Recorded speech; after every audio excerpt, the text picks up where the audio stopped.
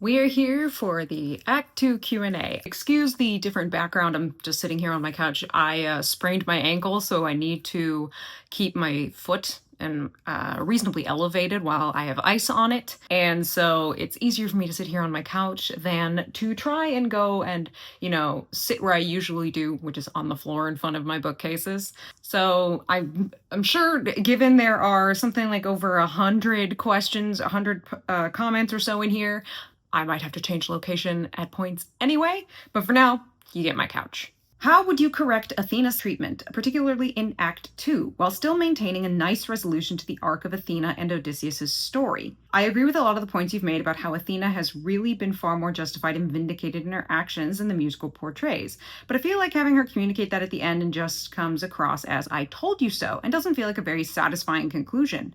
Just curious how you would resolve that. It's difficult. As we all know, I really don't like the treatment of Athena as it has been done in epic. Pretty much everything after Warrior of the Mind onward I have not enjoyed. It's very hard because it also involves having to essentially shift the way that it, to me, feels like the musical judges Odysseus' actions, where it seems like a lot of his actions, which are clear mistakes, are seen as okay and justified in the musical, versus then having Athena being the one who's constantly saying, well, I was wrong, I guess I was wrong. And it's like, I think part of the problem is she's not going to feel like she was wrong. Is she going to say, I told you so? Probably not. Unless you have it more akin to the conversation that she has with Odysseus in the Odyssey. You could have him come up and say, did you come to gloat? Essentially, did you come to say that you were right? And she could reply with something that she basically says in the Odyssey, which is, I always believed you'd get home. I never doubted you'd get home. It was simply a question of when, not if. You could probably do something like that. Part of this is that, again, I don't like the arc that was given for Athena, but I can see why Jorge wants it there. I could see a way of trying to make it work.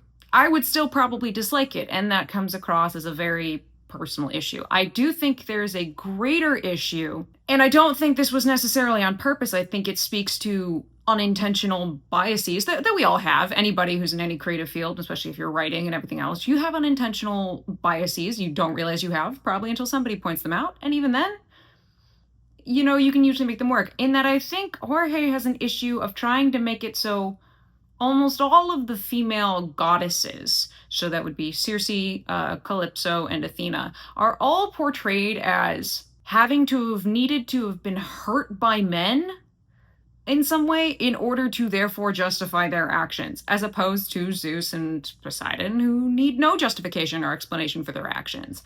And I don't really love that, and the more I look at epic, the more I see it, and I don't think that was intentional. I think it's an inherent bias he might have and might not realize, and again, that's not me saying, you're bad, how could you have written it this way?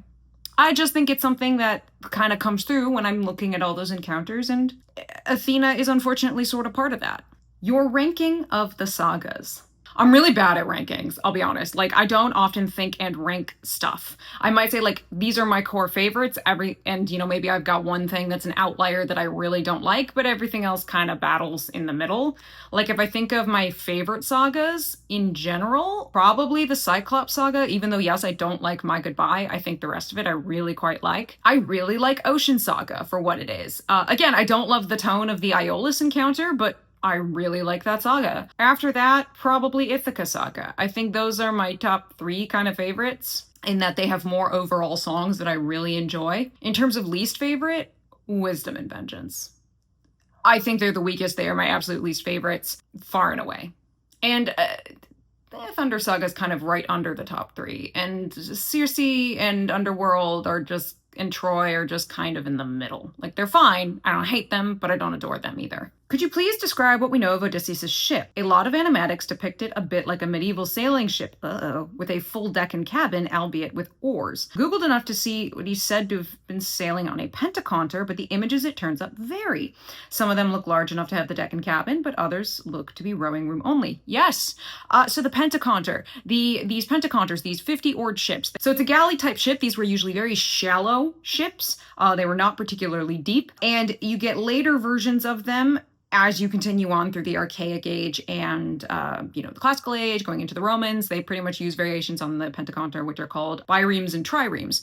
These are essentially types of the base design being a pentaconter. Now, the pentaconters of the Bronze Age, which were highly influenced, I do believe, from Egyptian design, would not have that much room on them. The ships were pretty much used only to get you from point A to point B. In addition, a lot of sailing that occurred in the Bronze Age, especially from the Greeks that we know of, they mostly sailed such that they had land in sight. They never really went out into fully open water, probably even if they had to go and trade with areas like in Africa or in the Middle East. So land, some kind of land, even if it's just an island, is pretty much almost always in some sort of sight. Now, the pentaconters of the Bronze Age, we only know so much. We're much more familiar with the pentaconters of the Archaic Age, which is several hundred years removed. And the big difference we at least know between the two different types of pentaconters is that in the Archaic Age, you start seeing them used a lot more for actual combat on the sea, which was not a thing in the Bronze Age. And that's something Homer, who's, we'll say writing in the Archaic Age about the Bronze Age, about which even they only knew kind of so much because they'd gone through a whole Dark Age, basically. He gets actually quite right, where these ships are really only used for transportation. You don't fight in the ships. It's move your army from point A to point B and go fight there. But in the classic Archaic Age and the Classical Age, where you start getting things like the Persian Wars and sea battles, right? These pentaconters, these types of ships, are being used for combat out on the water. In that case, they were designed a little differently to have essentially a battering ram on the front of them. If anybody's familiar with the film Ben-Hur, which is taking place in the Roman era, they would have things like ramming speed, and you would literally use it to plow into an opposite ship, at which point your men could try and board, but also you were just trying to break apart the ship. They are only made of wood, after all, and often painted over in pitch, which gives them a black appearance, which is why in any Homeric writings, you will see them referred to as black ships. I believe this was done to help keep them reasonably watertight and prevent water damage to the wood, because obviously, if you get wood wet, it tends to cause damage. So they had ways to try and get around that. It does seem they were some kind of early version of a pentaconter, but we don't entirely know for sure, or at least I also don't entirely know for sure. We only have so much evidence from the Bronze Age compared to the later Archaic Age. And what Homer is describing, he's doing his best to describe Bronze Age stuff, but there is some influence from Archaic Age warfare.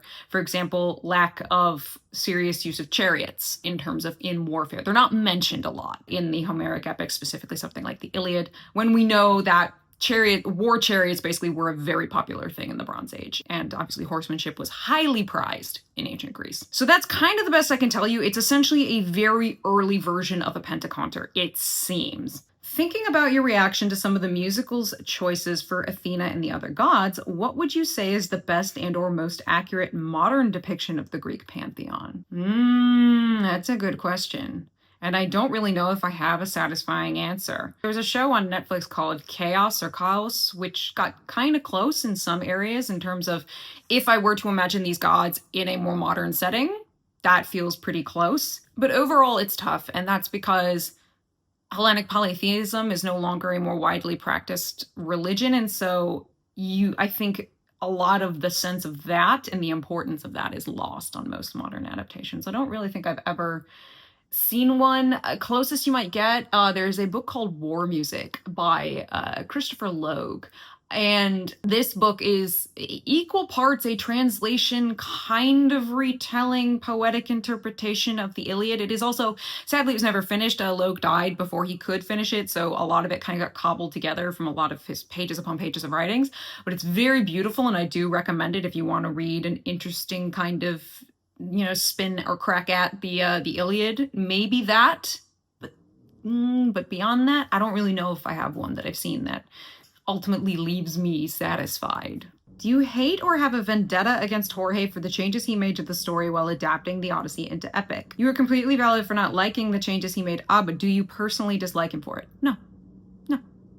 I don't hate Jorge. I make jokes in the video where I say I'm putting him in mythological timeout. I don't hate him. It's his project. I have nothing that I say against the work reflects how I feel about the person. Those are two very different things. I don't know Jorge. I've never met him. I've seen a couple of videos and clips of his. He seems like a lovely person. He's clearly very enthusiastic. This was a passion project, and I respect that. I can, again, disagree with changes he makes in the work, and I can say, like, yeah, I don't know how I feel about that. Don't know if I like the work, but it doesn't mean I'm saying I don't like him as a person. So no, I have no vendetta against Jorge. Again, I joke and I tease when I, like, kind of address him at camera, but it's never serious, like I'm genuinely hating upon him as a person. Number 1, what is your favorite song? Musically, not necessarily for story reasons. Ruthlessness. Forever and always. Although I've got a couple others that follow in its wake, that being Thunderbringer, No Longer You. I do like Get in the Water, except for everything that Odysseus says back, and The Challenge are kind of my top tier songs. Dude, oh, Peg. If you were faced with 108 doggos in your house, eating your food and begging for scritches from your mads, what would you do? I can tell you what she'd do. She'd bowling ball her way in, climb me like a tree, and make it clear that's my fucking mama, and back the fuck off. Peg is actually very funny. We frequently like dog sit, and we either have the dog comes to us, like my brothers tend to bring their dogs to me, or in the case of my dad, we will go to their place. Peg is not overly territorial. Dogs on her territory she's fine with, but she definitely will demand extra attention. And if there were that many dogs and they were all fighting for my attention, she would literally bully her way through to get to me and then start climbing me, like trying to climb up me like a tree, because she'd be like, mine, mine. Charybdis was an out-of-place song in more ways than one. If it was moved back to the Thunder Saga where it would be more logically placed, do you think there was a way to have more impactful on the narrative rather than, oh God, Scylla, and then Charybdis, I guess? I think I said a couple times in the Scylla video where I said, you know, you could even cut Charybdis. One, it's difficult to try and rhyme it with anything. I do believe that's why in the song Charybdis, nobody even says Charybdis's name. Again, trying to sing that and make it work with lyrics is probably difficult. I can acknowledge that. I do think the song needs to go. I think it doesn't really serve a purpose except for that last, 30 seconds to maybe a minute where he arrives at Ithaca. I don't think you necessarily need Charybdis. And while I've made it clear that I think something I miss, and this is not just from Scylla, this is kind of an overall thing, because with the exception of Storm, we don't really talk too much about this, which is how difficult sailing is. They have reasonably nascent naval technology. Sailing is scary. Part of the terrifying aspect of this journey Odysseus is on is, one, they are often in open water, completely uncharted water, which is terrifying. But also the thing with the Scylla encounter is not just that he deliberately leads them into an area where he knows he will be sacrificing 6 of them, because he's in a no-win scenario here, but also sailing through the Strait of Charybdis is difficult. Part of that is, the Strait of Scylla and Charybdis, part of that is the influence of Charybdis on the other end, but it's also just difficult sailing. And I think Epic doesn't give the difficulty of the sailing its due.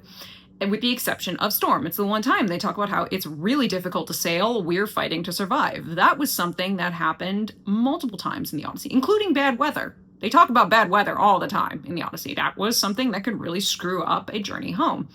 I think there would be a way to do Scylla where instead of making it where it seems like they're sailing into a kind of, as I was calling it, the scary Wonka tunnel of Scylla, making it more like a strait with really high cliffs, so you cannot really maneuver left or right. You can't get out of the way. The sailing is pretty difficult, and then the sheer horror of Scylla coming in on top of that, and the shock of it, and if Eurylochus were to look back and see Odysseus, who doesn't look surprised by this sudden monster coming out of the cliff, would clue him in that, did you fucking know this thing was here? You sailed us through already shitty, sailing, and you knew this monster was here and that we would have no way to get out because you can't really go left or right. It was so narrow a strait. I think there's a way to do that, and you don't have to add Charybdis back in. Ooh, we got a long one here. Let's see. Sorry for the long message. I didn't know how to write, so there are other sub-questions, but just wanted to hear what you have to say on this. That is fine. We love long questions. What were the Greeks' relationship with these types of stories like the Odyssey? I thought of this because of the way you talk about some things on these myths and some potentially false facts I've heard. The most of what we know of the Trojan War, which I learned about them in school and history classes, come from these myths. Were they more like fables, where people don't really believe they were real, but understood there was a message behind them, Nostos, respect, Xenia, etc.? Or like religious texts, some people do believe it and there's some truth to it, like there's Homeric Odysseus and historical Odysseus, akin to Christian Jesus and historical Jesus. I don't know if that's really comparable, never been religious. Or maybe they were glorified history lessons when there was a consensus of them being real. That is a fabulous question, number one. Like, do not ever apologize. That is a fabulous question. And it's one that should be asked. And for this, I will briefly get up and hobble my way over, because it's just out of reach, to a book that I think will actually assist me in this answer here for you. People who've come to book club have seen, or who are in the Discord, have absolutely seen and heard me mention this book, which is fabulous, called The Ancient Greek Hero in 24 Hours by Gregory Nagy, who's a Harvard professor of classical literature. And he actually, in his introduction, talks about this. So I'm going to find this, and I will read right from him before continuing, because I think he gives a great answer to that question, which again, it's a great question. In the classical period, an authoritative source goes on record to say that Homer and Hesiod are the foundation for all civilization. That source is the historian Herodotus, who lived in the 5th century BCE. According to Herodotus, Homer and Hesiod are the repository of knowledge that provides the basics of education for all Hellenes, aka Greek-speaking people. And such basics, as we will see in this book, are conceived primarily in terms of religion, which requires an overall knowledge of the forms and the functions of the gods. When we apply the term religion to such traditional practices as the worship of gods in the classical period of Greek civilization, also in earlier periods, we need to think of such practices in terms of an interaction between myth and ritual. Here's a quick working definition of myth and ritual together. Ritual is doing things and saying things in a way that is considered sacred. Myth is saying things in a way that is also considered sacred. So ritual frames myth. Essentially, these were sacred. Now, the interesting thing about the Greek religion, it's important to remember, Greece, this idea of a unified country, if you will, did not exist. They believed in this idea of kind of the Hellenes, or Greek-speaking people. That's about as close as you would get. And in fact, if you read the Odyssey or the Iliad, the Greeks are not called the Greeks. They are given names like the Achaeans, the Danaans, the Argives. These are essentially regional and tribal names. And that is because, again, the Greeks found this idea of being Greek didn't really exist. Now, they had this idea of we share a language, we share a pantheon of gods, we share cultural elements. And so with religion, they didn't have, like, say, a Bible or a Torah or a Quran or something, like a religious text that sits there and gives you all the information you need to know. It's part of why when you look at Greek mythology, you'll see a lot of variations on a theme, as I like to say, inconsistencies even. And that's because the religion of Hellenic polytheism in ancient Greece was highly localized and highly regionalized. So each city-state, each little area in Greece you went to was going to be practicing slightly differently. They were on different festival calendars. They might worship different aspects of the gods, because these gods often had a lot of things under their purview. And so while there were a lot of unifying aspects, which you can see in Homer, so when he's writing, he's, giving an overall unified or universally accepted, if you will, look of the gods and their powers and their relationships with each other and kind of what is under their domain, he actually keeps pretty vague. In book 3 of the Odyssey, we see the sacrifice of bulls and heifers to Poseidon. And while to us it may seem very specific in how Homer describes, how they basically cut it apart and how they go about sacrificing it so that you give your portion to the gods, but also everybody else can eat, it is actually for that time period a very vague description, because he didn't want to lock himself into a very specific regional custom. Probably because he might not have known the customs of that specific region and how they went about offering sacrifices, beyond the at least bare bones that everybody pretty much did. So the way that they looked at these stories was absolutely a sacred text. In fact, Athens, even in the archaic and I do believe in the classical age, would have festivals and these religious festivals. There would be contests that would involve people performing the entirety of the Odyssey or the entirety of the Iliad. And in fact, a lot of the great tragedians that we know from the classical era, such as Aeschylus, Sophocles, Euripides, the reason they were writing tragedies were for religious festivals. Every year, Athens would be holding a religious festival in which you would compete by writing a trilogy of tragedies, as well as an additional fourth play, what is called a satyr play, kind of early versions of satire, so a slightly more comedic play. And you would put them on for the audience, and you would compete to see who, you know, came out on top. And it was part of a religious festival.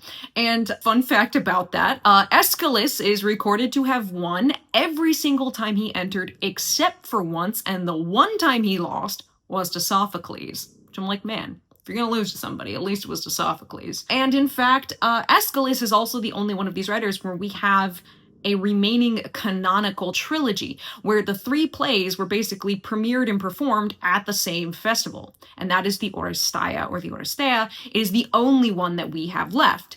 Even Sophocles with what are known as his Theban plays, so Oedipus Tyrannus, Oedipus at Colonus, and Antigone, which all follow a similar story of similar myth, were not performed in the same years. So they're all from different years because we don't have the remaining 2 plays from each of those years, which is sad when you realize how many of these plays we've also ultimately lost as a result of that.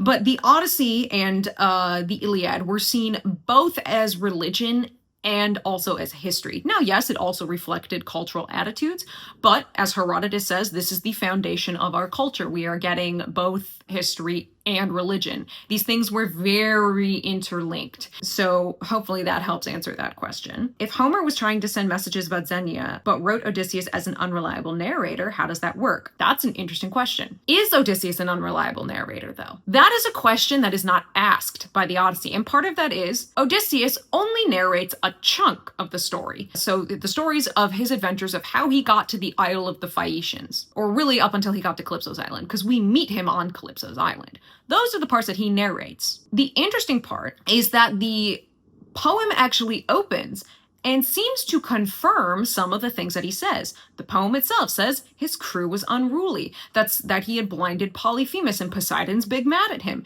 that his own men had spelled their own doom by eating and consuming the cattle of Helios. So it gives these nuggets of saying, okay, these are in line. Now, how much he's embellishing within that, we don't really know for certain.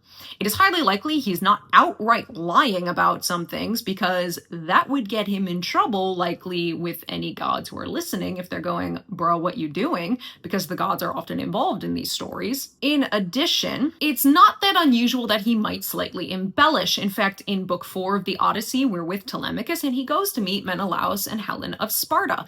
And Menelaus tells a little bit about his time with Helen when they were in Egypt coming back from Troy. And some of the way that he describes it is clear there's a slight bit of embellishing going on. You know, you're spinning a good sea yarn.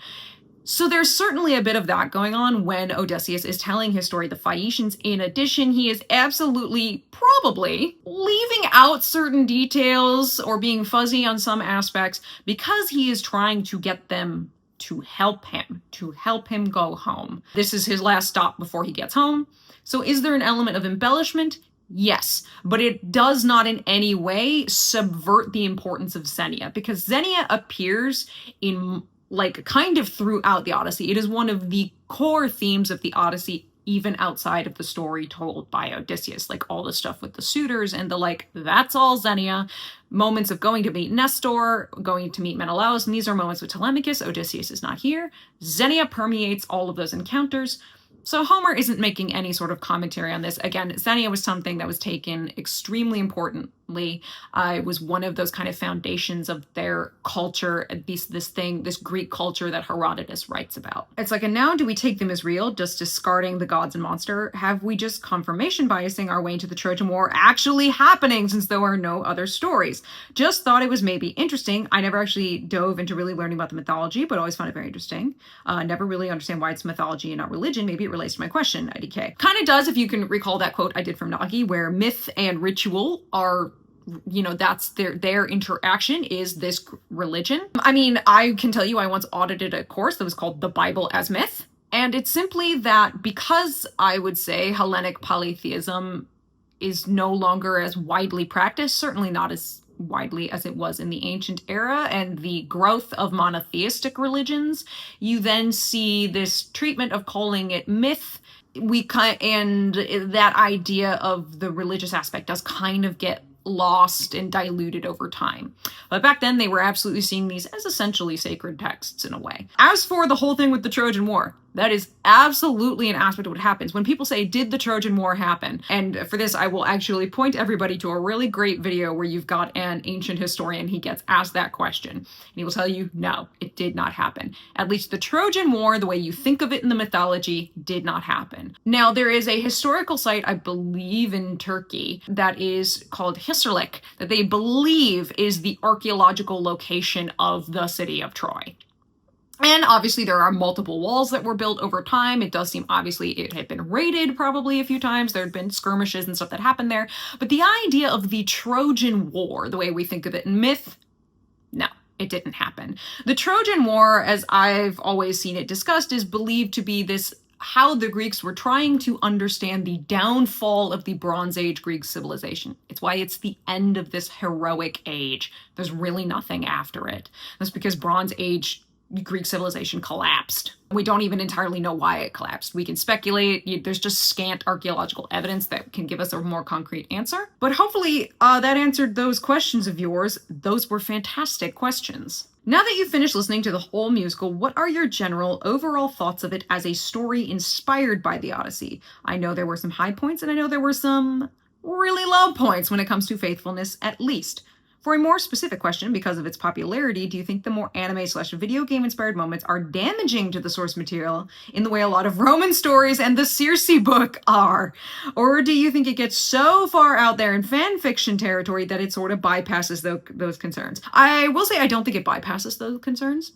I don't have that much of an issue with the anime or whatever influences. I mean, I like God games, really kind of except for the ending, and that's a very, you can see, kind of anime-inspired encounter, and I think it's awfully fun, and I think it works. I don't take issue with those influences. I often take issue with the execution of them. And I do think on the whole, as a musical, and as an adaptation, it's okay. It's not the best kind of adaptation or inspired by work I've ever seen. And I don't think it's the worst thing I've ever, encountered. It's fine. It feels rough. It is a concept album, which in the world of musical theater does mean it is in a kind of draft stage. And will therefore usually go through, another round or so of edits and tweaks to tighten it. I think it's got really good bones there. I think it's very enjoyable. It's fine. It's kind of my overall view. Again, it's got where it hits really well. Where it misses, wow, it misses for me. Again, for me personally. I do like the rub at the Roman versions of the myth. Yeah, that is a thing. And the Circe book, I don't really think Madeline Miller's stuff is damaging. I think it's just, and in the same way I view Riordan, in that I say, just understand they are writing their own stories and don't take everything they say as canon. Go and investigate canon as much as you can. Investigate ancient sources as much as you can yourself. There's translations of them all over the place for most of them. So I don't think it necessarily bypasses those concerns, but I don't think it's the work's fault.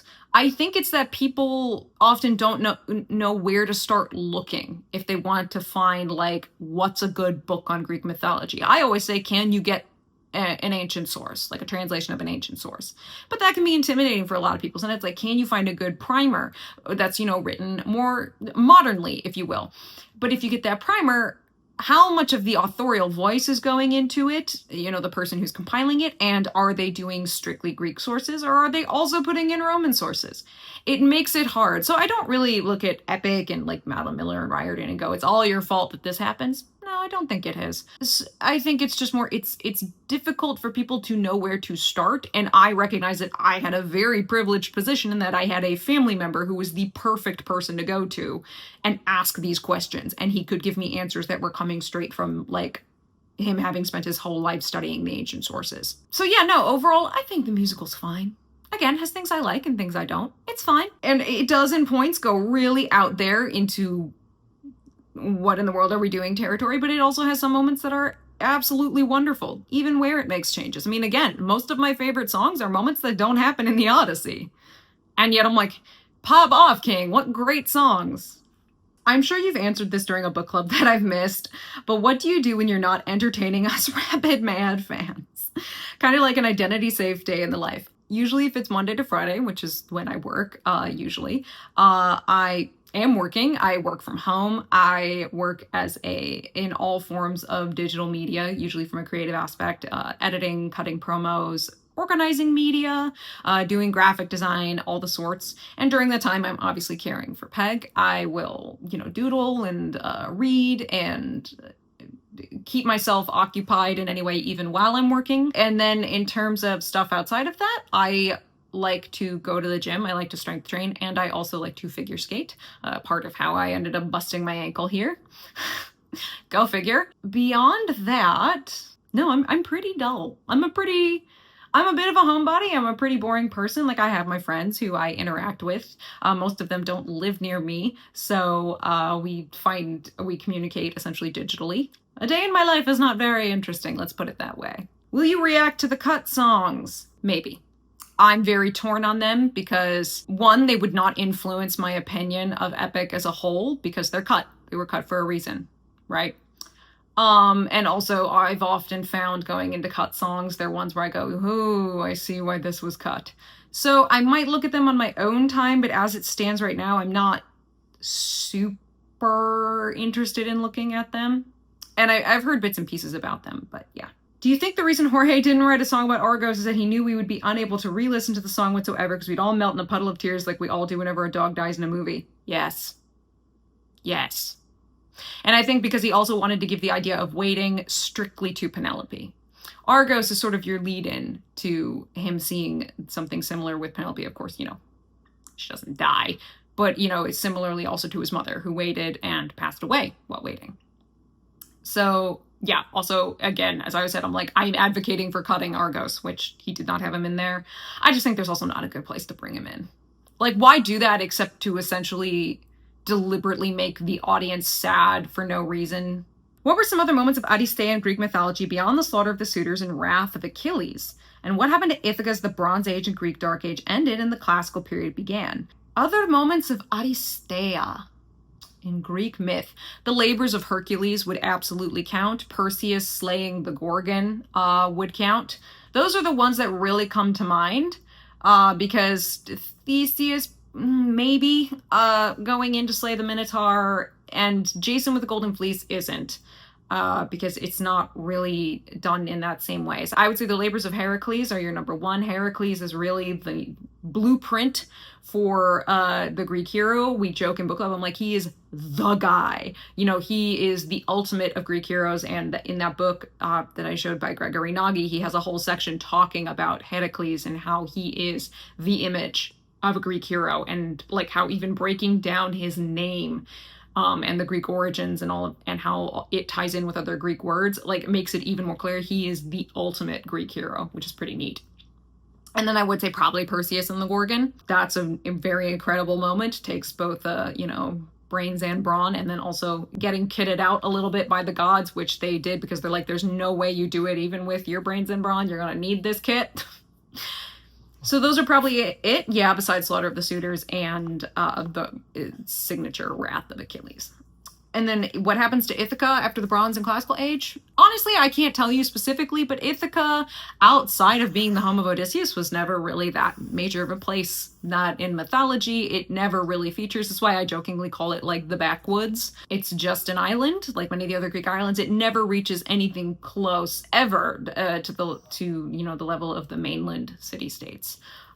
So it pretty much just kind of continues to exist as it does. And then what is your number one favorite popular adaptation of Greek myth? And two, what do you believe is the most accurate adaptation of a Greek myth? My most favorite in terms of popular, I would probably go with O Brother, Where Art Thou by the Coen brothers. It's highly inspired by the Odyssey. And it's great. It obviously very much tells its own story. None of the characters are named the same. It's set in the Depression era US. It's very different, but that is a very fun and clever way of taking Greek myth and adapting it, and I honestly think it's very fun. What do you believe is the most accurate? I don't think I've ever really seen one that I think is particularly accurate, because they'll always have some things where you just sort of look at it like, huh. So I really don't think I have one that is the most accurate in any way, even when I try and think on it.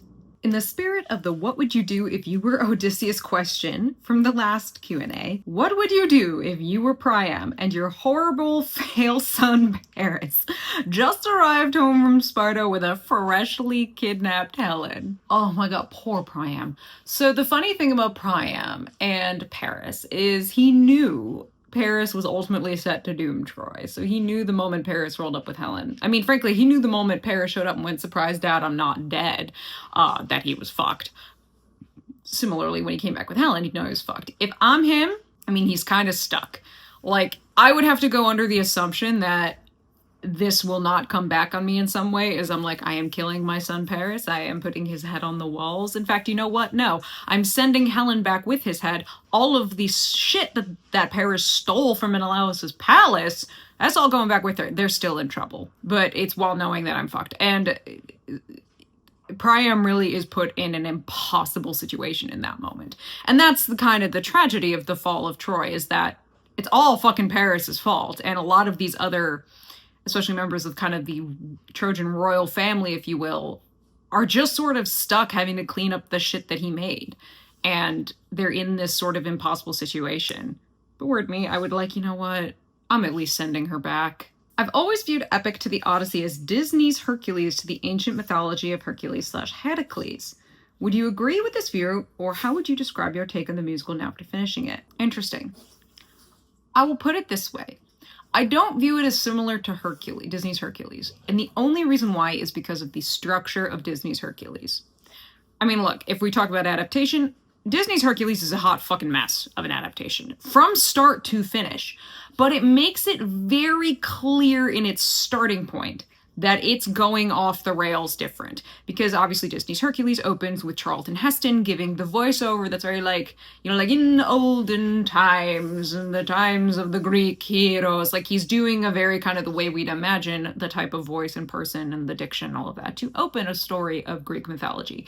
And then the muses come in like sassy gospel singers and immediately cut him off and change the entire tone of the movie in the opening sequence and do their version of the Titanomachia. So that movie makes it so clear from the jump it's going to be off-the-wall bonkers. For anybody who's familiar with Greek mythology. If you're not, you're just like, wow, okay, zany, that's weird. But it's like, if you know, it makes it super clear.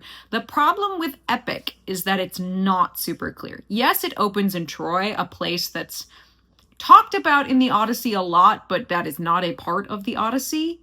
But it keeps pretty beat for beat the adventures of the Odyssey as they happen in the way that Odysseus tells it. It's also not that unusual to restructure the Odyssey to be in a more chronological or linear storytelling format. So that is not anything that's going to clue you in. And also a lot of adaptations will also try to include bits of the Trojan War since it's him leaving Troy. So I think that's where I wouldn't call it that to the Odyssey as Hercules is Heracles, because Disney's Hercules is so far and away different from the actual stories of Heracles, they're not comparable in the slightest. Epic has so many parts of it that are comparable and follow really closely with like very small minor changes to the Odyssey that it doesn't quite work for me. But I can see why you might make that comparison. Matt, are there any songs from Epic that you don't like the lyrical content of, but still listen to in your own time because you enjoy the music? Admittedly, My Goodbye. I don't like the lyrical content of My Goodbye basically at all, but it is absolutely something that I have on like a skating playlist. So there you go. Peg, I have a question for you. Have you been properly compensated with carrots for your labor as the emotional support snort? I know, she's having to nurse me with my ankle. And then in addition, are you satisfied with the menace of Argonauts that you've amassed? Yeah. What are your favorite books besides the Odyssey and other Greek myths? So if I think of books that are my favorite, I mean, I do think of like ones that were so crucial to my growing up and I still adore for that reason would be, I mean, despite, in the words of Youngblood, shame the author's a twat, would be Harry Potter. Those I grew up as those were being released. The final book released the year I was turning 17, I believe. So, like, I truly grew up with those books. And they were so foundational for me as a kid. So I do still adore them, even again, if I think the author's a twat. I think of things like the His Dark Materials trilogy, which another series that was so foundational to my childhood. When I first started reading them, the third book wasn't even out yet. And that's an interesting series where every time I've gone back to read it when I've been older, I get more out of it. I remember the first time I started reading it after I'd actually read Milton's Paradise Lost, and I was just like, jaw on the floor losing my shit reading it, because there's so much there if you've read Paradise Lost. I think of other books like the Bartimaeus trilogy. I think it's technically a quartet because there's an extra fourth book he ended up writing, but the initial trilogy by Jonathan Stroud, fabulous. First time I ever had a book that was fiction that had footnotes in it that just provide snarky commentary on the bottom. It was an interesting contrast while Harry Potter was coming out to also have those books, which look at this idea of if magicians essentially ran London and like the very much the bureaucracy of it all, which is very cool for me. But I think other favorite books, Human Acts by Hong Kong is for me one of the greatest books ever written. It's one that I absolutely just say it's less than 200 pages. It'll devastate you. And I adore it. It's so phenomenal. Pride and Prejudice and Persuasion by Jane Austen. And the Red Rising series by Pierce Brown, which if you want to look at something that pulls a lot of influence from Greek myth, Greek tragedy, also from, you know, ancient Greek like battles and history, and as well as ancient Roman history, and the very clear contrast between the two. Great series. Also, Pierce Brown writes phenomenal action. Yeah, I think those are some of my favorite books outside of, you know, Greek myth and all of that. But I read a wide range of stuff. Like even just looking at my shelves, it is a whole fucking hodgepodge of nonfiction, fiction from all over the world. I've got a range of stuff on my shelves. If it interests me, I'll start reading it. I've heard of Jorge's original intention was to make Act 1 of the musical based on the Iliad. Do you think it would have bettered the interactions between the gods during God Games if they had that establishing plotline, or would it have made it more convoluted, confusing? What kind of actions, conversations do you think would better explain the gods' arguments against releasing Odysseus? I've heard this plan. That is so beyond ambitious and doomed to fail a plan. It's pretty clear why he steered away from it. The way you'd have to speed run the Odyssey, you'd have no time. No time. There's a reason they exist as two separate epics. And also the thing with the Iliad is it's a small window into one part of the Trojan War. It doesn't tell you the whole story of Troy. So he'd have to include stuff even beyond that, likely while doing the Iliad. So I think I absolutely see why he changed it. I think to make the gods' arguments better, and I think this would overall enhance the plot as well, is what he does in the Troy saga, in opening in Troy. You know, we open there for a reason. We use it to show Odysseus killing Astyanax. And I think the effect that has on him psychologically is not explored enough because it gets distracted constantly by the death of Polites and other instances. And I kind of wish there were just more of a through line of us thinking back to Troy and thinking back to it. And while I do think it would be hard to bring up Troy, like, I think you absolutely could have the gods bring up Troy. They don't have to say specifically, like, I was on the side of Troy, which Apollo, Aphrodite, and Ares were all on the side of Troy during that war. I think there's definitely a way to do it where Apollo could be talking about hearing the wailing and the screaming as opposed to the singing of the people of Troy. You know, give him something. There's got to be, if you link all of their, most, if not all of their arguments to Troy, it becomes much more of a hard thing because it's people who are on opposite sides of a war and it's going to be much harder to convince them in that way. Unless, of course, we rock under the idea that Zeus sets up the game so that it is easy for Athena to win, and that's the whole point, in which case you have to change the ending of God Games, which I still think should happen because I think it'd be great to show the parent-child relationship between Zeus and Athena, and that's a great thing to show because we have this whole thing about the waiting for the reunion and the final realization of the parent-child relationship between Odysseus and Telemachus. In addition, I also think you could have a bit where I hear the screams of Andromache in Just a Man. Again, this is him destroying a parent-child relationship. Astyanax had to be basically ripped from his mother's arms. In some versions, she's forced to give him up, weeping the whole way, because she knows what's going to happen to him. I mean, she knew. And that's something that would sit with him and a sound that would haunt him. And if, again, we're focusing on parent-child relationships, it's a nice way to strengthen that in the narrative without having to change a ton or devote tons of extra time to it. Stuff you can do. People say Penelope used to be a Spartan princess, which usually means she would be familiar with the warrior and violent aspects Spartans have a reputation for in the modern day, and even trained in it herself to agree. What exactly would be the reality, though? Not that. Not that at all. I made a short talking about this very briefly in like 60-something seconds. The idea of Sparta that most people have is based on classical age Sparta, which is hundreds upon hundreds of years removed from Bronze Age Sparta. And even then, that idea of, the warrior city-state of Sparta is kind of romanticized and almost mythologized in a way. So no, she would not have been trained as a warrior. Sparta was not known in the Bronze Age as this kind of warrior state the way that it got known, especially in contrast to Athens in the classical age. Not the reality. She was a woman. She was known for her mind. She's said to be, and even shown to be, favored by Athena in the entirety of the Odyssey. She's known for her brain, for how clever she is, and she was very skilled in weaving, which was a very womanly pursuit of that time, if you will. I mean, part of why the whole thing with the shroud works is she basically uses the internalized misogyny and understood gender roles of the time against the suitors, because she's like, they're not going to be here watching. No one's going to fucking question me. They don't know how long it takes. She's really fucking smart. So no, that whole warrior violence aspect of all that, no, none of that's there. None of that's there. I think part of that is, in a way, a kind of failure of public education system and not making it clear how many hundreds of years are in between the Bronze Age and the Classical Age. Is your grandfather still around? If yes, can we meet the legend someday? Bonus, what would he think of Epic? Yes, my grandfather's still alive. He is 91, 92? I think 92 years old. So man is still kicking. He's our real life version of old King Nestor, if you will. I should try and ping him to send me just a video saying hi, or something he could say about Greek myth. I think that would be fun. Or if I could try and convince him to do a kind of, it might be tough for him to do a live stream where he answers questions. It would really be if he's up for that. But I could maybe get him to record a video or a voice note or something. And I think that would be fun. I have shared parts of some emails that he sent me where I had asked questions and he answered them for me. So yes, he's very much still around. He's very much my version of old King Nestor, if you will. What would he think of Epic? I hate to burst everyone's bubble. I really don't think he'd like it. Musicals are not necessarily his thing to begin with, and choices made in Epic would very, you think I get confused and blinking and in what is happening?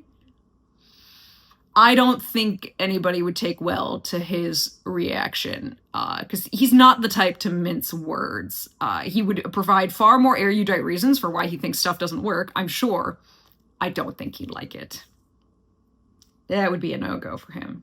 I'd love to see you do a tier list of the epic songs, one for mythological accuracy and another based purely on music. Again, I'm usually very bad at the idea of tier lists because I never think that hard.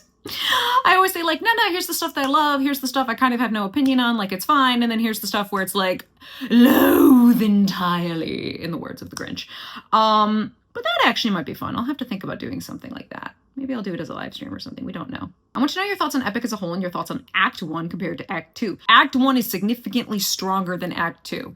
Most of what I ultimately was advocating for in Act 1 was your structure is pretty good. I think you just need to maybe punch up some characters, tighten some of your themes to make it ring even more true. And especially now with the hindsight of having listened to the entirety of the musical, it is far stronger than Act 2. And that's because Act 2 suffers from the Wisdom and the Vengeance sagas, which, again, Wisdom Saga structurally is fine. It just needs to be recharacterized in the first 3 songs, and I do want the ending of God Games changed, because I think, again, you can strengthen this idea of the parent-child relationship and do better, frankly, by the relationship between Zeus and Athena, because everybody says, well, she pokes at his ego. I said, Athena once actively participated in an attempted coup against Zeus.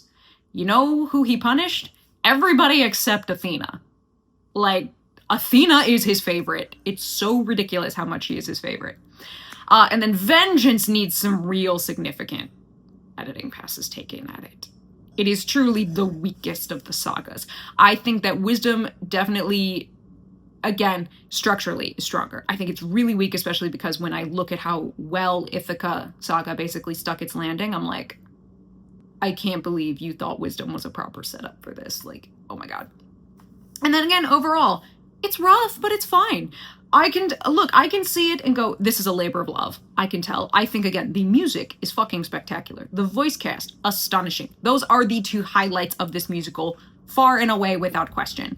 And I think the musical, in some places, tries very hard. In some cases, it kind of does skate on the fact and gets away with the fact its music is so nice and its voice cast is so good. When I then look at the lyrical, like, storytelling aspect and go, we've got some weaknesses here that should, I think, be addressed to make this even better and stronger, more cohesive, more coherent, and just overall a more polished product. But I do think it's got great music.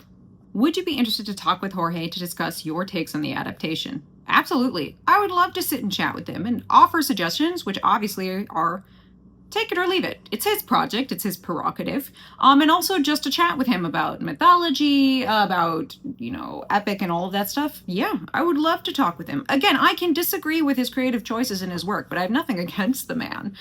He seems like a delightful human, what, clips I've seen of him, and obviously he loves this project of his, and I have deep respect for that. I want to learn more about Jason and the Argonauts. How do you recommend going about that? Is there a particular book that you prefer? Well, the ultimate book you want to go to as a source would be the Argonautica by Apollonius of Rhodes. That is the story of Jason and the Argonauts. Continue that with Medea by Euripides for the, very dramatic ending of that relationship. Those would probably be your best two sources. Additionally, you could look at stuff like the Bibliotheca by Apollodorus, because it's as close as you'll get to kind of encyclopedia-esque primer from an ancient source on mythology. Even then, again, across all three of those sources, you will see variations and there might be slight differences and stuff. It's kind of what you gotta go with. But the Argonautica and Medea would be my two major places to turn you towards for Jason and the Argonauts. Since Jorge confirmed he's going to be working on adapting the Iliad, what is the thing you most want out of that adaptation? You have to make sure everybody's an asshole. Sorry, not sorry. Again, so we do Odyssey Book Club. We will be doing the Iliad after it, and I can guarantee you I will be prefacing it with noting everyone in this story is garbage. Everyone sucks. Everyone is in some way despicable and deplorable. This is not a pretty story. While there are great human emotions and you can empathize with a lot of the emotions of the characters, they are going to do things that might disturb and upset you. It's a story of warfare. It's a profoundly sad story. In the way that, like, Odyssey ends kind of triumphantly, the Iliad doesn't. It ends on the funeral games of Hector. So what I would want for it is, Jorge, you can't try to air quotes humanize all these people. They are human. You have to make them as messy as possible, or it frankly doesn't work. You can't paint one hero as the bad, esoteric bad guy and one as the good guy, because they all suck. They are all hot messes. We joke that it's pick your favorite war criminal hipster, because war criminals weren't really a thing at that point, but they're all committing what would probably in the modern day get called war crimes. We're just like, pick your favorite war criminal. And you can like them or dislike them for whatever reason you have. It could be a deep academic reason. It could be a super petty reason. Don't care. But acknowledge every character sucks. Really, I wouldn't even argue that, like, one character's is like esoterically better than another. They're all pretty much level playing field terrible, except for Paris. Paris is arguably the worst. But that's because everybody hates Paris. Nobody likes Paris, not even the Trojans. All me and my homies hate Paris. If there are no more Paris haters in the world, I'm dead. Like, Paris is the actual worst. Beyond that, everyone is just a hot mess garbage person in war. And you kind of have to roll with it. You have to be willing to accept that, or you lose the Iliad from the jump. While doing both the epic reactions and book club, how do you remember what information you've shared where? Barely. Poorly. I don't. I'm notorious for forgetting where I've said things or if I've said things at all. At least in the case of Odyssey Book Club, I have a document of notes that I'm keeping and refining as I go along. Like, because I basically take an initial version of notes specific to whatever book we're going through. So I can have stuff where, okay, pause, let's talk about this in Book Club, which those who have not come to Odyssey Book Club, it has become me dramatically reading the entirety of the Odyssey book by book and pausing to give tangential information on gods, characters who appear, on thematic content, on, like, hey, here's culturally where we're coming from here, maybe an interesting thing on the word choice, and as well as answering questions because it's done in a live stream format. So we have a lot of fun there. And also I now am doing like voices for all the characters, which just becomes amusing for me at least. But in terms of between that and then what have I said in epic videos versus what have I said in Odyssey videos, I forget all the time. My brain sometimes is a bit of a sieve, so Not that surprising that I barely keep track. I only keep track of Odyssey because I have a long document of notes that I'm going through and refining so that it becomes a little more thorough, and I might make those available on like Patreon or something. Is there going to be more Pagamedes content? I don't know what other content should... I'll pose this to everybody who wants more great Pagamedes content. What more Peg content should I do? I mean, I'm not really sure what I would do with her or what she would be willing to do, really. It's all about her. She runs this show. I'm just flinging along behind her. What exactly is a nymph? I know they serve the gods, but what are they? They are like minor deities. Minor gods, minor goddesses. They are usually very linked to nature, whether it be trees, forests, rivers. So when you talk about them, it can like kind of get a little confusing. Even at times reading it, even now for me, I'll be like, wait, are we talking about the person or the place? Oh, okay, got it. Because they're highly linked to a place. So minor deities is the best way to think of them. Nowhere near the power level of the Olympians. What are some thoughts on book adaptations from Greek mythology, like Madeline Miller, Claire North, Jennifer Saint, etc., when the premises are to give specific Greek figures a point of view? I have not read anything by Claire North or Jennifer Saint. Their books have never appealed to me specifically. Madeline Miller, I have read both The Song of Achilles and Circe. Between the two, I prefer The Song of Achilles, and even that, it's got things I like and things I very much don't. I never think it's like, how dare anybody try to do their own telling. Again, I can highly disagree with the choices they make, but I don't necessarily think the idea of it is bad. So unsurprising that lots of people go after that. I mean, I think even stuff like the Penelopiad or the Penelopiad by Margaret Atwood. Again, stuff I like, stuff I don't. They're always going to me probably be a mixed bag. But that's just about any piece of art, I think. You're usually going to find stuff you like and stuff you don't. Which singer's voice do you like more, Luke Holt or Steve? Stephanie. You're making me choose between Zeus and Poseidon and their voices? That's cruel and unusual punishment, especially because they both have fabulous voices, but they are different. And they are so different, I don't even want to compare them. Gun to my head? Maybe Luke Holt? He, like, his big open round, like, operatic sound is one that, like, that tends to be music I will listen to more. Versus Stephen Rodriguez, though I do like his voice. And they are, again, they are basically equal but different for me. That is the cruelest question. And does Peg like any type of music? I don't know if there's any music she really likes. I mean, I'm always playing like videos, documentaries, TV shows, movies, and music all over the place. So I can't say she listens to an awful lot of whatever I listen to, which is pretty much a bit of everything. So I don't know if she's got a particular favorite, maybe other than the sound of her own snores. What is your overall opinion of Agamemnon? I think his character is far more complex and understandable than a lot of people give him credit for, and he's totally in the right in his argument with Achilles, who's a self-righteous, insubordinate numpty. But I'd be interested in what you think of his character in the Iliad and just in general. In the Iliad, Agamemnon is an interesting case. Agamemnon shows a lot of the kind of classic traits of most Greek heroes. I mean, his ultimate sin, if you will, is absolutely hubris. Since we will be having Iliad book club, I almost half joke that I'm like, the entire first, session for Iliad book club, in which I usually will do an overview of kind of the story before going into book one, is going to be kind of a big bubble bursting session where I'm going to go, like, I hate to burst your bubble on a lot of these characters, but there's some things you got to get cool with real quick. Look, Agamemnon, like just about it, basically every character in the Iliad is a complete asshole. Complete hot piece of flaming garbage. But every character in the Iliad is. This is absolutely mankind, essentially at their worst. And Homer doesn't shy away from that. A lot of the Greek mythology is, as I say, like, refreshingly honest in showing that its characters, its, players are all really complicated and messy and do things that are, despicable. In the Iliad, I always say, like, let's look at, if we say Achilles and Agamemnon in the Iliad. If there's one thing that Agamemnon does that Achilles is absolutely incapable of doing, it's swallowing his pride to say, I'm sorry, and acknowledge when he's wrong. Because Agamemnon obviously has his big fight with Achilles that's the opening of the Iliad, not a spoiler. But after, a bunch of time has passed and, Achilles is off sulking in his tent, And Agamemnon is still attempting to help, lead the Greeks to victory against Troy, and they're having a lot of trouble. Troy is starting to swinging in their favor, and they're getting close to the ships, and people are dying more than they usually are. And Agamemnon says, I fucked up.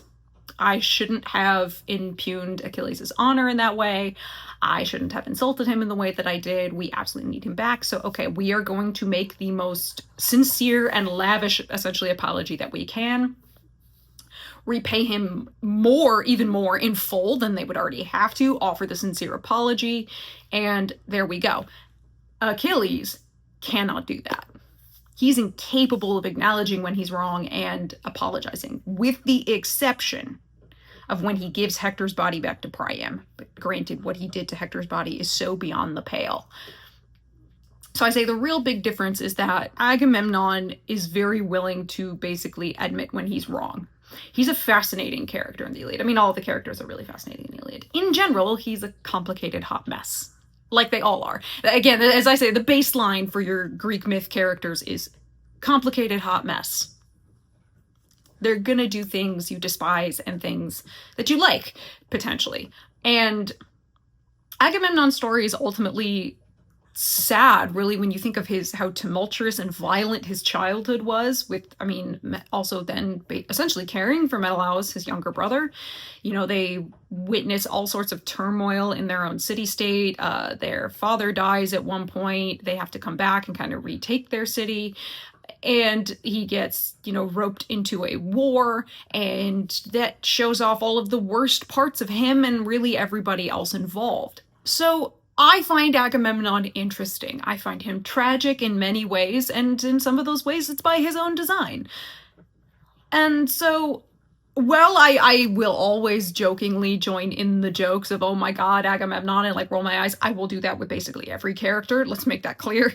I don't think of him as the worst in Greek mythology. I don't think he's the worst character I've ever seen. In terms of the Trojan War, that would be Paris. Paris is the worst. Nobody likes Paris. If there are no more Paris haters, I'm dead. Look, even the Trojans didn't like Paris, and even Virgil had to struggle to say something nice about Paris, which I don't think he did anyway. So I think he's complex, and most of these characters are very complex, and in some ways can be understandable, in some ways they're not. As I say, the Iliad book club is going to be the game of pick your favorite hot mess, and for whatever reasons that you want. But overall, I find him a fascinating character, and a tragic character, which, he is meant to be, but tragic in maybe ways that the Greeks wouldn't necessarily think. If you were given the Wisdom Saga to change, but had to keep the same number of songs, how would you change it? In deeper retrospect, I see how that saga has the most potential for improvement. Really, it's the first 3 songs need to be recharacterized. The structure is actually reasonably fine. The first song should be a canonical montage song. We should take Telemachus from the age of 13 through to 20, seeing the suitors show up. Little Wolf should be a metaphorical fight. It should not be a literal physical fight. It should be the quorum that Telemachus holds in Book 2 of the Odyssey, where he basically calls out everyone's bad Xenia, he shames them, and you basically stay here at your own risk. Have the third song, instead of will be fine, be you'll be fine. And it should be Athena saying, okay, you've impressed me, because you can have it so Athena's showing up late. She's already there and already has inspired Telemachus to have that moment of holding the quorum. Have it so she shows up because of the quorum. She goes, you've impressed me. You're your father's son. Here's what you need to do, and sends him off on his mission and inspires him to step into this mantle of being kind of a fledgling going towards Greek hero status, if you will. Love in Paradise, I think, is basically fine. I would love an almost to himself kind of I'm whispered almost I'm sorry from Odysseus at the end, but beyond that, I actually think it's reasonably fine. I don't think you need to change it all that much. God Games changed the ending. Make it so the whole thing was a test that was meant to be won because Athena is Zeus's favorite. I, again, cannot emphasize how much Athena is Zeus's favorite. It's so ridiculous how much she is his favorite. What she does in God Games is not something that would set him off. That's how much she's his favorite. She gets away with everything, basically, with Zeus. I think change that and also emphasize that we've been talking about a child longing for their father. Here's a child able to go to her father and ask for a favor. I think that's a nice way to re-emphasize this idea of parents and children. We opened with somebody who is a parent killing someone else's child, ripping that away from somebody else. Parents and children is something that clearly I think is meant to permeate epic, and I think you can better emphasize it there in God Games that way. If you could choose only 3 things to modify about epic, what would they be? Personally, having home is safe concept mentioned in God Games, Hermes giving Odie the Nymphs veil the second time instead of the windbag, and having 600 strike be more about Poseidon running out of time than an actual fight would be a decent chunk of the issues I have. And probably already asked, but what are your and Peg's favorite colors? My favorite colors are like periwinkle blue, but like the Crayola crayon. That particular crayon was like, I would try to both always use and never use that crayon. You know how like you want it to last forever, but you want to use it for everything? That particular shade of periwinkle blue is absolutely my favorite. I don't know if Peg has a favorite color. All colors. Peg of the Technicolor Dreamcoat, like she looks fabulous in everything, so I think all colors. In terms of the 3 things to modify about epic, I will look very specifically, let's look at 600 strike then, like specifically, because again, I think, as I say, us in book club, we were cooking, trying to come up with ideas so that it works, you still get the moment that you need. Giving Odysseus the shawl as opposed to the windbag, I think would work, but I would just love the idea that the shawl ultimately doesn't end up helping him. I would want, if you say he's got the shawl instead of the windbag, this thing, and you could have Hermes joke, like give it to him as a joke, say, you look like shit, darling. Like, make yourself look a little presentable for home. Even though he would absolutely know Poseidon is waiting off the coast of Ithaca. Which, again, kind of adds to the, we help you, but only so far. Have Get in the Water play out the way that it does, even though I would love to change Odysseus's responses because they just baffle me entirely. So that, you know, we have Odysseus sinking down, and you think that that's it, oh my god, is at the end. And then you start at 600 strike with Poseidon's hand just like reaching in and yanking him back up by that shawl. Because like if you have it like this, it's floating up above him, it's lighter. He grabs it and just rips him back out because he's not done yet. He is not satisfied. He didn't get an apology, and he didn't get what he wants from Odysseus in another sense, which is Odysseus to acknowledge, I am monstrous. I do things that are wrong, which is kind of the big thing of what 600 strike needs to be. I mean, we talk about that being the moment he truly embraces the idea of being a monster. I want that to be Odysseus battling himself. Have Poseidon conjure up a literal image of Odysseus made with water or something that Odysseus has to actually battle. Have him, use water to make a mirror, because the idea of water as mirror is imagery that's been around, since the ancient Greeks. Look at Narcissus looking at his own reflection. Have him put a mirror to Odysseus's face, very literally, so that Odysseus sees himself, but the reflection is a person he doesn't recognize, and it's him, or maybe it's the reflection he thinks of himself. And he gets angry at it. So those last bits of, how does it feel to be helpless? Boom. It's him literally punching at himself. He is embracing the fact that he is not this perfect image, that he, the mirror has been put up to him, and he's having to accept it. Meanwhile, Poseidon is laughing maniacally. That's everything he wants. So that it ends, he's like, all right. He ends where Odysseus is like going and going. He goes, all right. Enough. He's satisfied. He got what he wanted. Even if he didn't get an apology, in some way he has, in his mind, broken Odysseus. Like, I would take all my changes and throw it into how 600 strike functions so that it serves the same thematic purpose, but isn't a windbag jetpack. It's just again, I think there's absolutely a way to have 600 strike work as an idea and and a thematic concept in what you're doing with the character, because you are trying to lead him into the Ithaca saga where he's going to go full slaughter of the suitors. Everything is driving to that, and I just think there's a way to make 600 strike serve that better than what it is now. And again, that's just my opinion. In a few of the reactions you mentioned, Athenas would have been a contemporary to Telemachus, whereas in most adaptations that I've seen, he's usually older. For example, in The Return, he appears at least 20 years older. Same thing they did with the TV series in the 90s. Has there been an adaptation of the Odyssey do you feel came a little close? In terms of age, yeah, so they were reasonably contemporaries. I think Antinous would be at most maybe 5 years older than Telemachus, at most. They are very close in age. Antinous, kind of ultimate MILF chaser, if you will. I can't think of an adaptation where they have them reasonably close in age to Telemachus. For some reason, Hollywood, if you will, has a deep issue with the idea of younger men chasing older women. yay. So no, I've never seen that I can think of, I haven't seen an adaptation that gets the ages of the suitors right. Because the thing is, again, with the suitors, there's no like average age. They range anywhere from potentially Telemachus's age, or maybe even a bit younger, all the way through up to the same age as Odysseus. And so like, it's all there. There's no real average. They are a full range of age.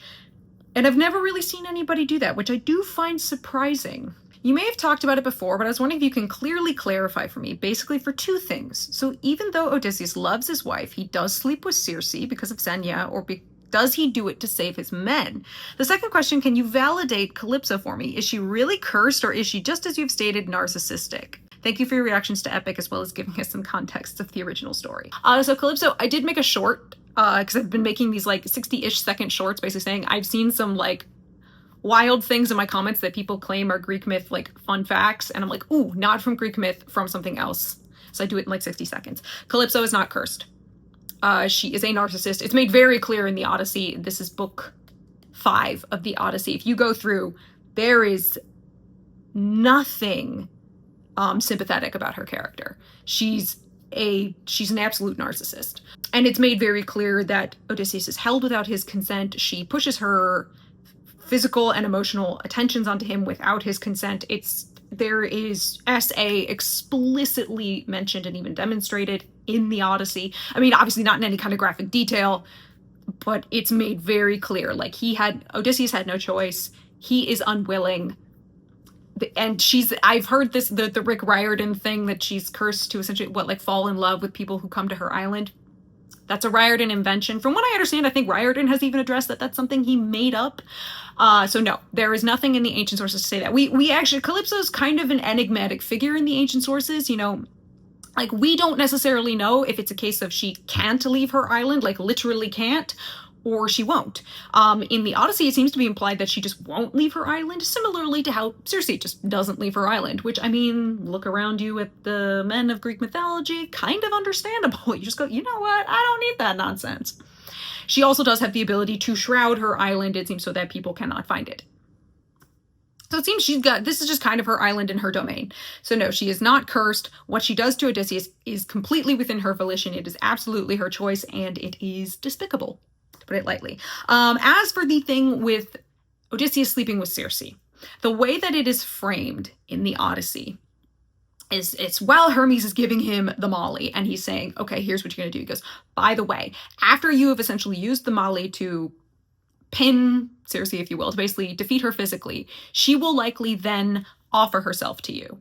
You know, it's the thing she's going to do. She will try to seduce you. Now, before you do anything, get from her a promise. Now, it's implied what he's getting from her is a promise on the river Styx, which is the most binding oaths of the gods and has very serious consequences for a god if they break it.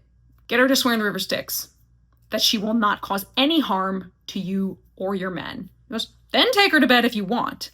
So Odysseus does not have to sleep with her, but he gets the binding oath from her because he doesn't trust her. The whole idea is Hermes is saying she may or may not be acting in good faith, but honestly, you can't know. Even I can't necessarily know, so get this promise out of her. You want to bang her, go ahead. You don't have to. But maybe get that promise out just in case, so that regardless of anything, even if the offer of herself is essentially good faith Xenia, she's already violated Xenia at that point, so your trust with her is a little shaky.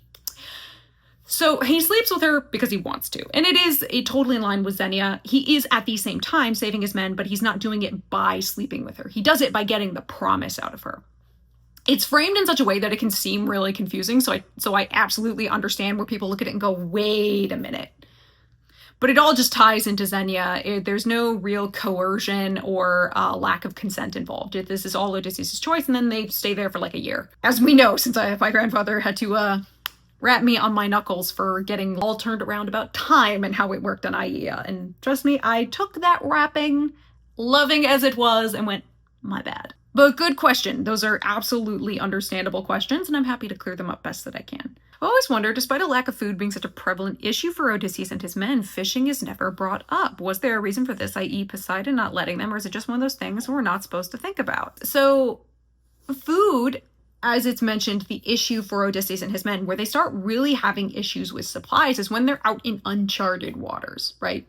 So most of the time sailing in this era, they were sailing within reasonable sight of some kind of coastline, whether it be an island or the mainland of Greece proper. So you were feasibly able to either get supplies or raid for them. Hence, you have something like the raid on Ismaros. What happens is that eventually they get to a point where they are in uncharted waters and they're not seeing a coastline as much, which is terrifying for them. I do think Epic loses this sense of how scary it was to be sailing for them almost all the time. And why don't they just fish? Well, the issue is that these ships they're in, these Bronze Age version of what's called the Pentaconter, are very shallow ships. They are not designed for you to be doing really anything other than getting from point A to point B. They're not vessels you would really use for shipping. And the idea of fishing off of ships, I am not entirely certain how much of that was done to a degree versus trying to fish for stuff while somewhere closer to shore or off,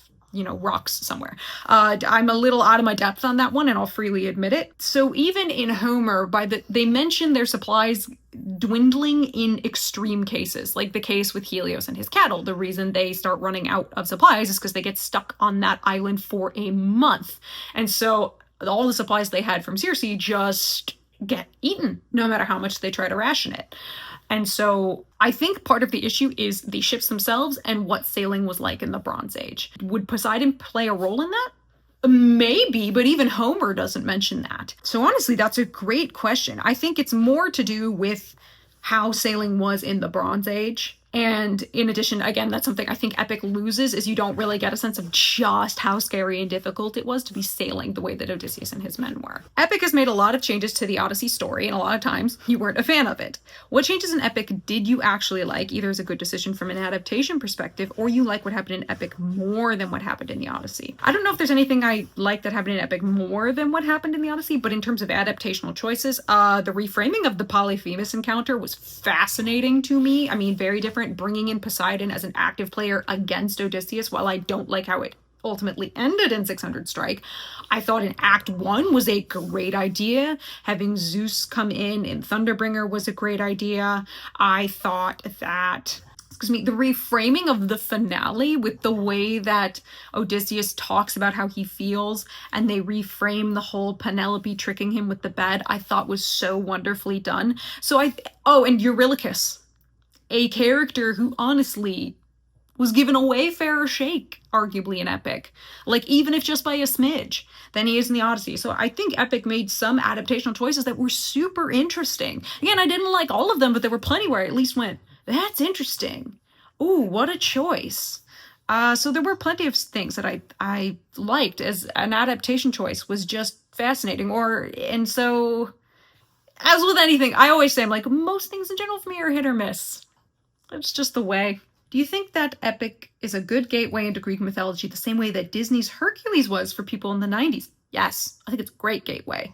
And I deeply appreciate it for that. In the same way that Riordan and Disney's Hercules and all of these have been gateways, hopefully, for people to get into Greek mythology, which can seem intimidating when you start then trying to be like, oh, I'll go read the Odyssey or the Iliad. If I've learned anything from doing the Odyssey book club, it's how intimidating these stories are for people. And I always kind of understood that, but I've come to appreciate that fact even more, which is why I'm glad we're doing things like book club and that so many people came from Epic and said, I'd like to get the whole story and be able to not feel intimidated by it, because they absolutely can feel that way. And sometimes it can be hard to know where to start because there's no, again, as I say, there's no like Bible, there's no Quran, there's no Torah. It's like, it's spread across so many different sources, it can be hard to know where to start. Not really Epic, but Greek mythology. You've touched on it before that Greek heroes are messier than Roman ones. It's true.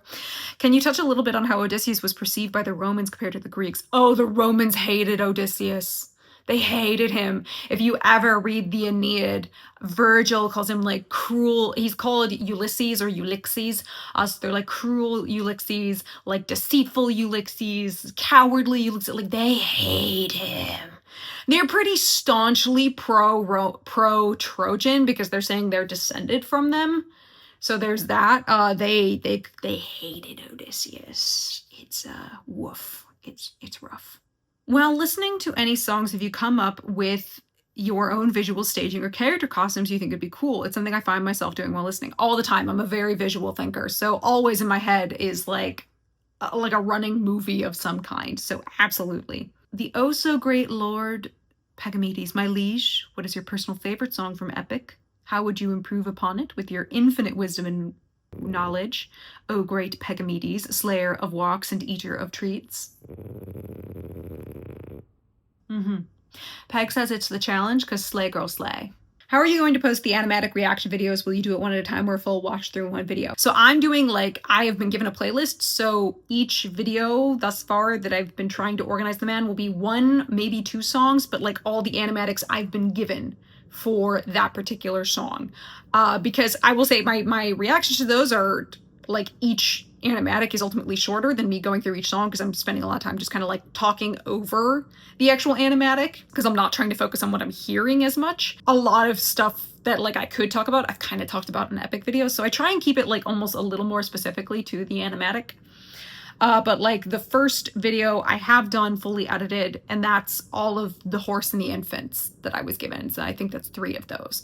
I have also done all of my just demands and included full speed ahead because I was given 1 full speed ahead. But that's actually got an interesting little copyright kerfuffle. So I had to send an email to the Epic, the musical email, to make them aware of some copyright kerfuffle that affects them. It's not even that it affects me. I mean, sure it does, but I always say, so anybody who doesn't know, let's be transparent how it works on YouTube. From the moment I was able to actually monetize this channel, which is a huge thank you to all of you guys, whenever I would put a review for a song, I would go and pay a license fee to use the song, which, look, I had to study copyright and all the as part of my degree. I firmly believe that people should be paid for their work, and so I'm I will pay a license fee, absolutely no problem, not gonna argue it. But with that Just a Man video, weirdly enough, something that didn't happen when I did my video just on the song Just a Man, it took a chunk of it and recognized it as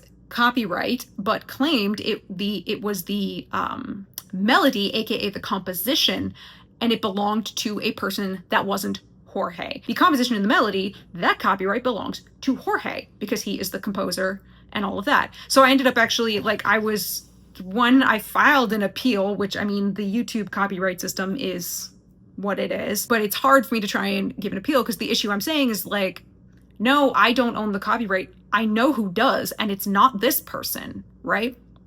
For the specific thing involved, again, as everybody teases me about semantics. In this case, semantics very much matter. So I remember people went into the Discord server for Epic for me and were can we contact somebody about this? And I got the Epic, the musical, I guess their official email. And I sent them an email explaining and giving them screenshots to the best of my ability, saying hey, this is an issue you might want to be aware of because what's essentially happening is this person is siphoning away money that should be going to Jorge. Jorge put in all this work. However I feel about choices he made creatively, that's his creative work. He deserves to be paid for it and properly compensated for the work that he did and for us getting the chance to review and all of that. He absolutely should be able to be compensated. And again, in the case of this copyright thing, they're saying oh, you share revenue with this person. I'm I wouldn't care if it was telling me to share revenue with Jorge. Absolutely no problem. I'm not even going to think about it. Done. This person doesn't own the copyright to that composition. So fun fact about stuff like that. But yeah, that's how I've thus far, that long tangent aside to say that's how I've been doing the animatics thus far, is each video so far is 1, maybe 2 songs. Just depends on how short or long my reactions to whatever number of animatics there is.